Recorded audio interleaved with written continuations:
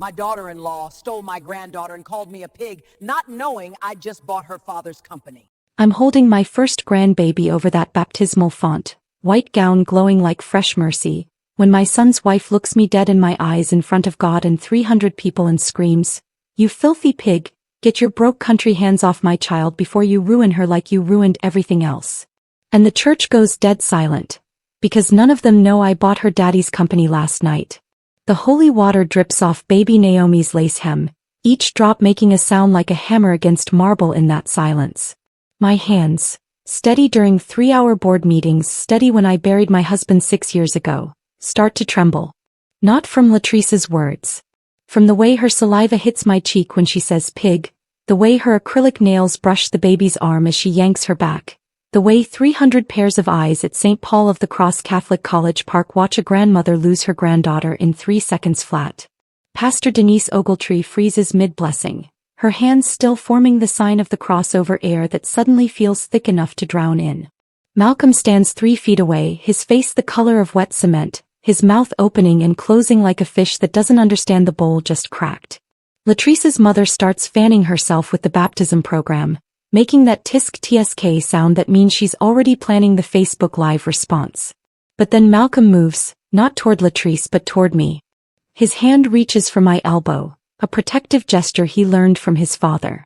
"Baby, no," he says to Latrice, his voice low but firm. "Not here.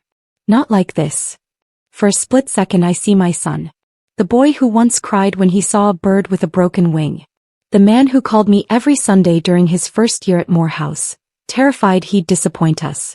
Latrice wheels on him, her voice dropping to a hiss that somehow carries to the back pews. "Choose your side, Malcolm. Right now. Her or your family." The baby wails between them, a high-pitched siren. Malcolm's hand on my elbow tightens, then heartbreakingly falls away. He looks at Naomi, at Latrice, at the cameras already filming from the pews. He makes his choice. He steps back. Let's just go home and talk about this, baby." The church mothers on the left side, the ones who watched me grow up, who brought casseroles when Malcolm Sr. died, they suck their teeth in unison. Auntie Ray Ray stands up in the third row, her church hat bristling like a war flag, but I shake my head once. Not here. Not this way. The baptismal gown was my mother's. 1957. Hand-sewn cotton from her aunt in Macon, whitened with sunshine and lemon juice, preserved in acid-free tissue for this exact moment. Now a spray of holy water mixed with Creed Aventus perfume. Latrice's signature, $445 a bottle, she made sure everyone knew, soaks into the hem. I can see the fabric darkening in real time. My granddaughter's first sacrament, and the only thing being blessed is my daughter-in-law's performance. Latrice doesn't stop. She pivots toward the pews, baby Naomi now wailing against her shoulder, and her voice goes up an octave, that sing-song quality she uses for her YouTube confessionals. I tried to be Christian about this, y'all. I tried to give her a chance. But some people can't be redeemed. Some people stay in their mess. She looks back at me, her mascara perfect despite the humidity. "Maybe if you'd stayed in the projects where you belong, my husband wouldn't have to keep bailing you out." Pastor Denise finds her voice, a thin thread of authority. "Sister Carter Hartwell, this is a house of God. We need to." Latrice cuts her off with a laugh that echoes off the stone walls. "God already knows what she is, Pastor. I'm just giving the congregation the same courtesy." And with that she marches down the aisle, baby screaming, heels clicking, a rhythm of victory on the polished concrete floors. Malcolm follows, his head down, but his hands, his strong, capable hands that once fixed my kitchen sink and held his newborn daughter, are clenched into fists at his sides. He doesn't look back, but I see the tension in his shoulders. He's not defeated. He's coiling. The font water ripples where Naomi's feet last touched it. I stand alone, 300 people breathing in my humiliation, the baptismal gown clutched in my hands, wet with water that's supposed to wash away sin but only managed to baptize my shame. Auntie Ray Ray reaches my side, her hand warm on my shoulder. "Valerie, baby, you all right?" I nod. The lie tastes like copper. Because I'm not all right. I'm standing in a church built by my ancestors, holding a gown that survived Jim Crow and segregation and 6 generations of Hartwell women, and I just let a 29-year-old influencer call me a pig and walk away with my granddaughter. But I don't say that. I fold the wet gown into my purse, my fingers feeling the heavy paper inside. The term sheet. Signed at 11:47 p.m. last night. Notarized at midnight. Apex Equity Partners, founded by Earl Carter in 1989, now belongs to me, Valerie Denise Hartwell, sole owner and CEO, effective immediately. The man who built it, Latrice's father, signed over his shares for $2.3 million during his stroke recovery at Piedmont Hospital. He thought he was protecting his legacy. He thought his daughter would take over. He didn't know she was the one who forced his hand. My phone buzzes as I walk to my car. Welcome. I let it ring twice before answering. He's in his Lexus, parked around the corner from the church, his voice a wreck. Mom, I'm sorry. I should have. He cuts off. I hear Latrice in the background telling him to hang up, that he's feeding the drama. Mom, she won't let me bring Naomi to see you. He says you're toxic. She says, a sharp sound like a hand hitting a dashboard. I have to go. I'll fix this. I promise. I just need time to. The line goes dead. The parking lot at St. Paul is a furnace of August heat and Atlanta humidity. I watch Latrice buckle Naomi into the Lexus SUV. My son's name on the title, Latrice's demands in the options package. She's already holding her phone at arm's length, her chestnut lace front bouncing as she finds her light. Y'all are not gonna believe what just happened at this bougie-ass church, she starts, her voice switching to that performative whisper she thinks makes her sound vulnerable. I asked my mother-in-law to please respect my boundaries as a new mom, and she went full ghetto. In church. With my baby. Malcolm stands by the driver's door, his keys dangling from his hand. But his phone is to his ear and I realize he's not calling Latrice. He's calling his own lawyer. I see his lips move. Emergency custody. Documented instability. Yes, today. Latrice doesn't notice. She's too busy reading comments. Ghetto trash. Old hag. She need to stay in her lane. One commenter writes, she look like she smell like cigarettes and disappointment. Latrice reads it aloud, fake gasps. Y'all are so wrong for that. But I'm just keeping it transparent. This is my truth. My truth. The phrase she trademarked for her lifestyle brand. Latrice Monette. My truth, my glow, my hustle. 78,000 followers. Sponsored posts for waist trainers and hair vitamins and a credit repair pyramid scheme that's already under FTC investigation. He doesn't know I know. She doesn't know the FTC investigator assigned to her case reports to me now. I unlock my 2017 Honda Accord. Paid off, reliable, the car Latrice calls my hood mobile. Auntie Ray Ray texts. You want me to handle this? I got my prayer oil and my whoop-ass shoes on. I type back, no. Stay in the spirit. She replies, the spirit telling me to whoop her ass. I don't answer. I pull out my own phone, open Instagram, find Latrice's livestream. 2,000 people already watching, hearts floating up like prayers for the wrong side. But then another notification pops up. Malcolm in a group chat he somehow created with me and Auntie Ray Ray. Asterisk, I'm getting Naomi out. Not today but soon. She's documenting everything. Keep the evidence coming. Asterisk attached is a screenshot, Latrice's DMs with the FTC investigator, which she left open on their shared iPad. She's asking if the old woman from Cascade is under investigation. The investigator, my colleague, replies, we cannot discuss ongoing investigations. Latrice responds, she has money she can't explain. Cascade money. Check her property records. She's trying to investigate me. She doesn't know that investigator forwards everything to my personal email. Malcolm adds, asterisk, I'm sorry I froze. I won't again, asterisk. I drive home to Cascade, to the house my husband and I bought in 1998, the one Latrice calls the projects, because it's only 3 bedrooms and the HOA is run by Black retirees who actually read the bylaws. I park in the garage, walk through the kitchen and head straight to my bedroom. The safe is behind the family portrait. Malcolm at his Morehouse graduation, me in my doctoral regalia, his father's ghost smiling between us. I spin the combination. December 14, 78. The day Malcolm Sr. asked me to marry him. The day I promised to build a legacy, not just a family. Inside, the term sheet rests on top of my mother's pearls. Apex Equity Partners. Purchase price, $2,300,000. Seller, Earl Carter, founder. Buyer, Valerie Denise Hartwell, sole proprietor. Effective date, August 14, 2024. Today. The notary stamp from last night is still crisp. The ink hasn't faded. I run my finger over the words. Apex Equity Partners. A mid-market private equity firm that invests in minority-owned businesses. 17 companies in its portfolio. 63 employees. A 34th floor office in Bank of America Plaza with views of the entire city. And one very sick founder who thought his daughter was his succession plan. My phone buzzes again. Keisha Grant, my former mentee who now sits on the Apex board. I answer on the second ring. Valerie, we have a problem. Her voice is crisp, corporate, but I hear something underneath. Guilt, maybe. She knows she helped Latrice push Earl out. She thought she was accelerating a generational transfer. She didn't read the fine print about Latrice's real intentions. Earl's daughter just tried to access the corporate bank account, claiming she's his healthcare proxy. The bank flagged it. They're asking for verification. I look at the term sheet. She doesn't have authority. I do. She brought a lawyer, Keisha says. Some guy from Marietta. He's threatening to freeze the account until a court decides if Earl was competent to sign. She pauses. Valerie, I'm sorry. I didn't know she'd go this far. I thought. You thought a social media manager could run a private equity firm. I finish, not unkindly. Keisha is 34 and hungry. I was once 34 and hungry. The difference is I never let hunger make me carrion. Come to my house tonight. Bring the board's original voting records from last year. We'll review what you actually authorized. A beat of silence.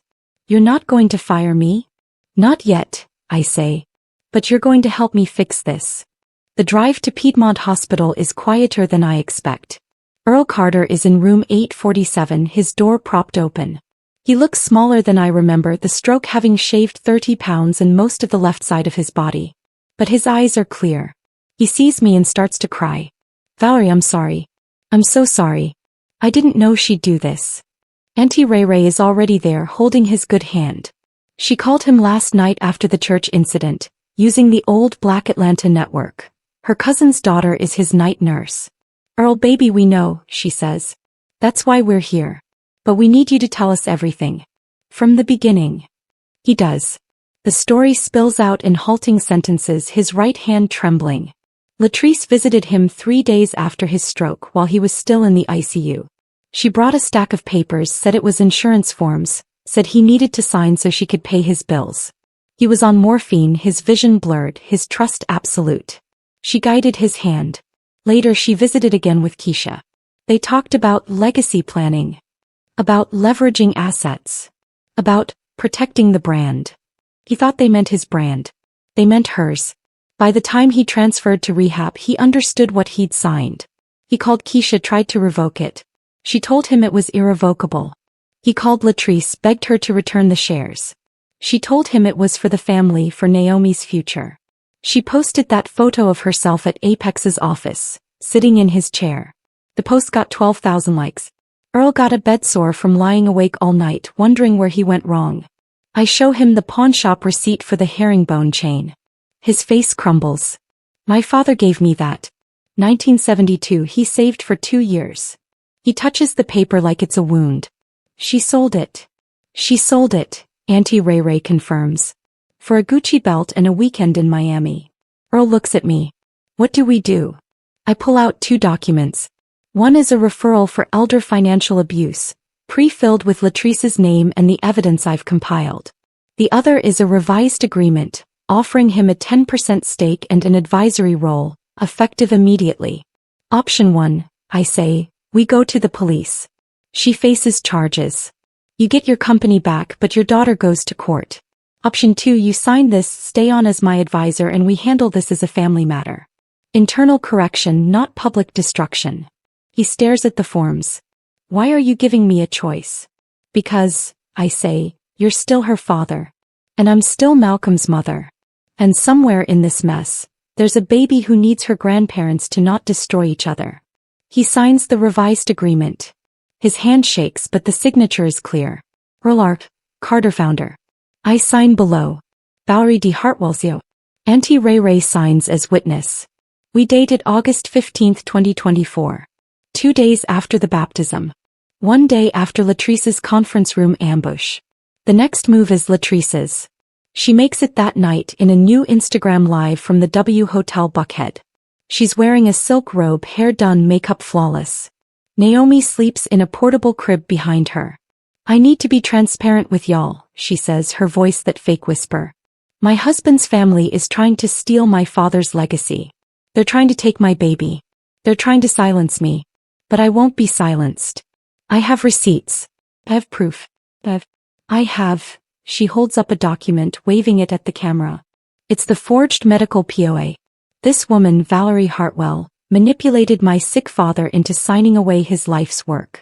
She did it while he was on stroke medication. He did it alone. The stream cuts out. Comments fly. What happened? Did she get blocked? Where's the rest? I watch from my laptop, the cease and desist letter from my attorney already in her email inbox. The letter references Georgia Code Section 30-5-8, financial exploitation of an elder. It includes the pawnshop receipt, the fake POA, the Instagram DMs offering to sell to the Buckhead competitor. It gives her 48 hours to retract her statements publicly or face civil and criminal action. She doesn't retract. She doubles down. She posts a photo of me from Malcolm's college graduation, my silver locks shorter than, my smile wide.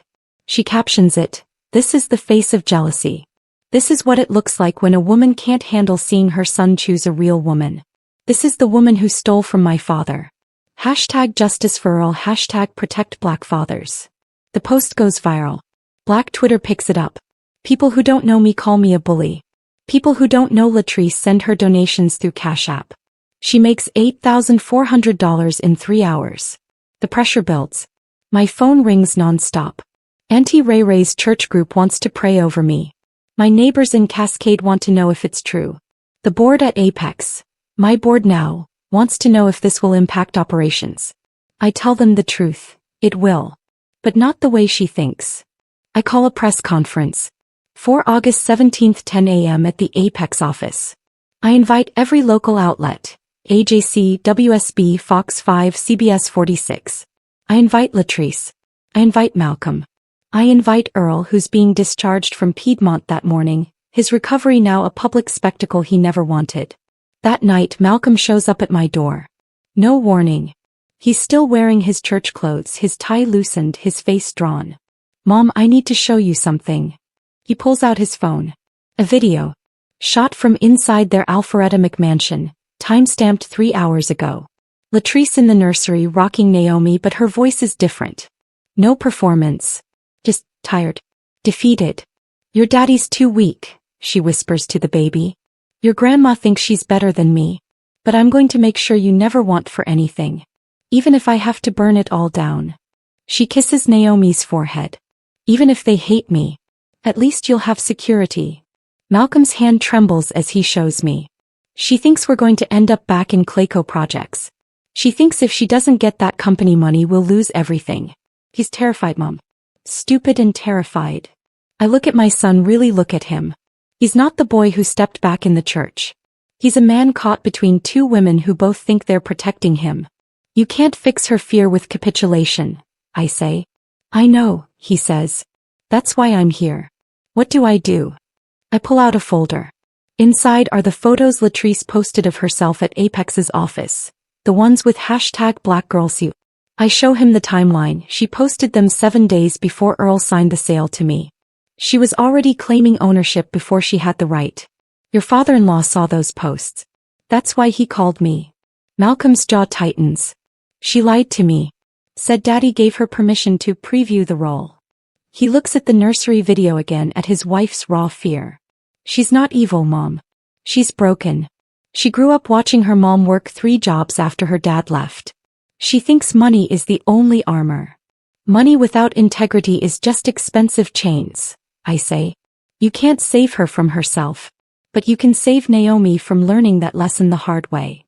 He nods slowly. "I filed for emergency custody this afternoon. Separate from the divorce. My lawyer says it'll take 2 weeks minimum for a hearing. Latrice will fight it. She'll use every trick." "Let her," I say. "We have truth on our side." Truth moves slow, but it moves clean. The night before the press conference, I sit in my kitchen, the baptismal gown spread on the table. I've hand-washed it 3 times. The water stain from the Creed perfume is gone. The fabric is white again, but it feels heavier. It carries the weight of what I know, what I'm about to do, what I'm about to lose. My son hasn't called. My granddaughter is a face on a screen, a baby I'm not allowed to hold. The company I bought to save is now a weapon in a family war. The symbol my mother preserved is now evidence in a case I never wanted to file. Auntie Ray Ray sits across from me, her hands folded. You sure about tomorrow? No, I say. But I'm sure about the alternative. The press conference is standing room only. Cameras line the back wall. Reporters fill every chair. Latrice walks in at 9:58, Naomi in a designer baby carrier, Malcolm trailing behind like a shadow. She's wearing all white, a pantsuit she probably bought for this moment, thinking it will make her look innocent. She doesn't see Earl in the wheelchair by the podium, his face drawn, his hands trembling. She doesn't see Keisha in the corner, avoiding her eyes. She doesn't see the easel with the pawn shop receipt blown up to poster size. I step to the mic quiet, measured. The way I've handled every board meeting, every classroom, every crisis. My name is Dr. Valerie Hartwell. I am the CEO of Apex Equity Partners. I am the mother of Malcolm Hartwell Jr. I am the grandmother of Naomi Carter Hartwell. And I am here to correct a false narrative that has been spread about me, my family, and this company. Latrice shifts her hand on Naomi's back. I don't look at her. I look at the cameras. 18 months ago, Earl Carter, the founder of Apex, suffered a debilitating stroke. During his recovery, his daughter, Latrice Carter Hartwell, used a document he signed under medication to try to take control of his company. She attempted to sell it without his knowledge. She sold his personal property, including a family heirloom gold chain, to fund her lifestyle. When I discovered this, I purchased Apex Equity Partners at fair market value, with Earl Carter's full legal capacity and consent, to prevent his legacy from being destroyed. The cameras turn to Latrice. Her mouth is open. Malcolm's face is buried in his hands. I have here, I continue, lifting a folder, evidence of the document she used. The pawnshop receipt. Her own messages offering to sell company assets. I also have a statement from Earl Carter, who is here today, confirming that he was manipulated and that the sale to me was voluntary and informed. I step aside. Earl rolls forward, his voice weak but clear. My daughter made mistakes. She sold my father's chain. He tried to sell my company. Dr. Hartwell saved it. And she's saving me. The room erupts. Questions fly. Latrice stands up, her voice shrill. He's confused. She's confused. This is. Auntie Ray Ray stands from the front row, her church hat blocking Latrice from the cameras. Girl, sit down. The elders are talking. Latrice doesn't sit. She bolts, pushing past reporters, yanking Naomi's carrier so hard the baby starts screaming. Malcolm follows, but slower. He stops at the door, looks back at me. His mother. His father in a wheelchair. His wife running from truth. He makes a choice. He walks out. But he doesn't follow Latrice to the car. He pulls out his phone standing in the hallway and makes a call. I lip read it from the podium. Serve her now. At the W Hotel. Yes, today. He's filing the custody motion. He's not waiting 2 weeks. The next week is a cascade. Latrice's Instagram goes private. Her sponsorships dry up. The FTC investigation into her credit repair scheme accelerates, thanks to a tip from an anonymous source at Apex. She files for divorce from Malcolm, then withdraws it, then files again. She demands full custody of Naomi, claiming I'm a danger. The hearing is set for September 3rd, 3 weeks away. My lawyer tells me this is actually fast. Emergency hearings in Fulton County are backed up 6 weeks normally, but Malcolm's documentation of Latrice's instability, including the Instagram lives and the forged documents, moved us up. The judge isn't the laughing type. She's a black woman from Cascade who knows my mother, yes, but she's also by the book. She orders a forensic accounting of Latrice's finances, a psych eval for both parents, and a guardian ad litem for Naomi. She tells Latrice, your social media presence is relevant to your daughter's well-being. I suggest you clean it up. Latrice's face is stone, but her hands shake. The legal grind begins. Depositions. Motions. Latrice's lawyer.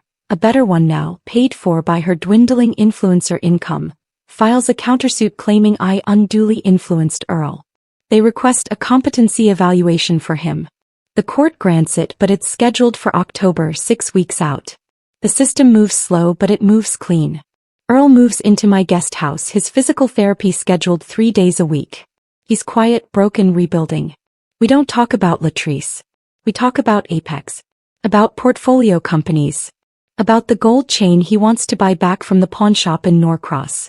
I offer to go with him. He says no. He needs to do it himself. One night he shows me a photo album. Latrice as a child, maybe 8 years old, standing in front of a rundown duplex in East Point. Her mother's arm around her shoulder, both of them smiling through exhaustion. Her mom worked doubles at the Chicken and Waffles on Moreland, Earl says. I was gone by then.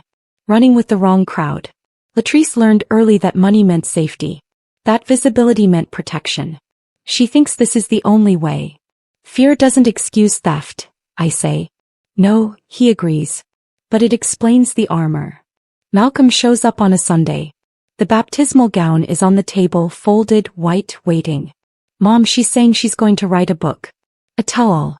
She's saying she's going to expose the Carter family secrets. She's saying, he stops. She's saying she's going to take Naomi to LA. Start over. Get away from the toxicity. I look at my son, at the baby in his arms, at the father in the wheelchair behind him. What did you tell her? I told her the legal system moves slow, he says, his voice hard now. I told her the forensic accountant found the Cash App donations she didn't report to the IRS. I told her the guardian ad litem noted her pattern of instability. I told her she can write whatever she wants, but Naomi stays in Atlanta. And I told her, he meets my eyes. I told her the gown is white again. Her future isn't. The custody hearing on September 3rd is brutal. Latrice arrives with a new lawyer, a white man from Buckhead who specializes in high-conflict family dynasty disputes. He subpoenas Earl, tries to get him declared incompetent. The judge allows it, but only after reviewing Earl's medical records. Records that show he was compos mentis during the sale.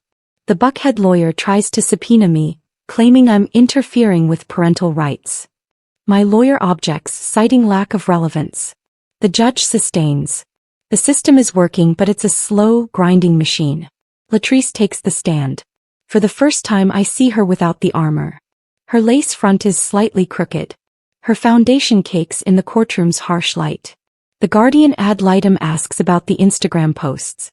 Latrice says they're brand management. The guardian asks why she sold her father's chain. Latrice says it was liquidating assets for the family's future. The guardian asks why she forged a power of attorney. Latrice's lawyer objects.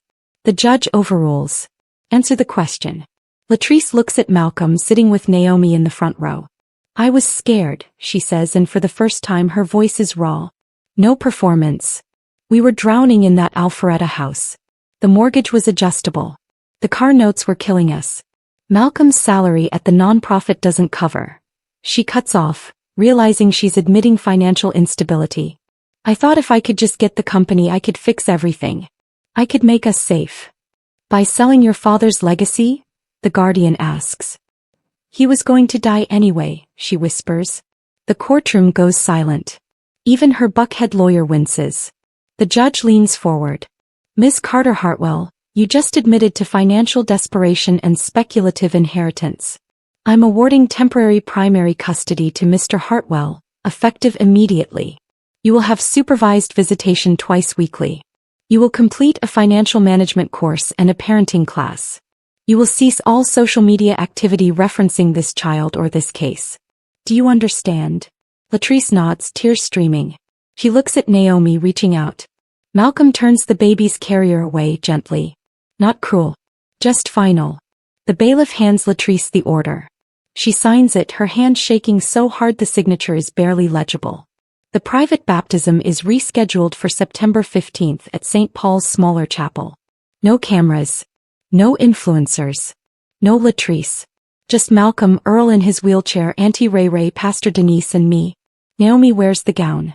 The holy water is still. The blessing is genuine. When Pastor Denise asks who presents this child for baptism, Malcolm says, her father and her grandmother.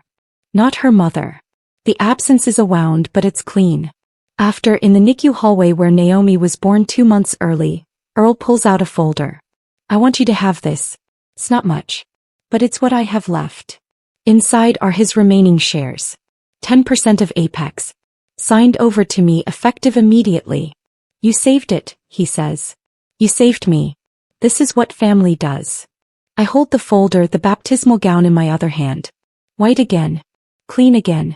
But different. Changed by what it survived. Malcolm walks me to my car. Mom, Latrice called.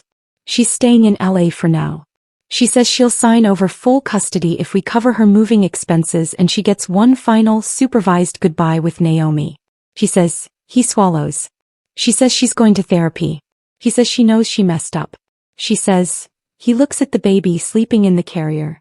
She says the gown is white again. Her future isn't. He's quoting me. Using my words. But his voice is soft, not triumphant. He understands now what I meant.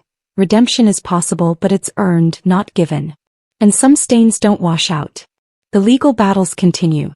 Latrice's criminal referral for elder abuse is still under review by the Fulton County DA. The FDC investigation into her credit repair scheme is ongoing. The divorce won't be final for months. Malcolm still has supervised visits with his own wife, which is a strange sentence to say. But Naomi is safe. Earl is healing. Apex is secure. The gown is back in its acid-free tissue in my safe behind the family portrait. It survived Jim Crow and segregation in 6 generations. It survived Creed perfume and holy water and a daughter-in-law's rage. It survived because it's not just fabric. It's a record of what we've endured. If you're tracking the gown with me, if you need to see how accountability is built, not given, stay. What happens next reframes everything about generational wealth in Atlanta. This is where most tap out. But if you're the kind of person who needs the full blueprint, who understands justice as a system, then you're in the right place. Like if you've ever questioned what family really means. The gown is closed. But there are more. Every week I break down another system. Subscribe for the pattern library. The next reckoning drops soon. You deserve to see it coming. The gown is white again. Your future isn't.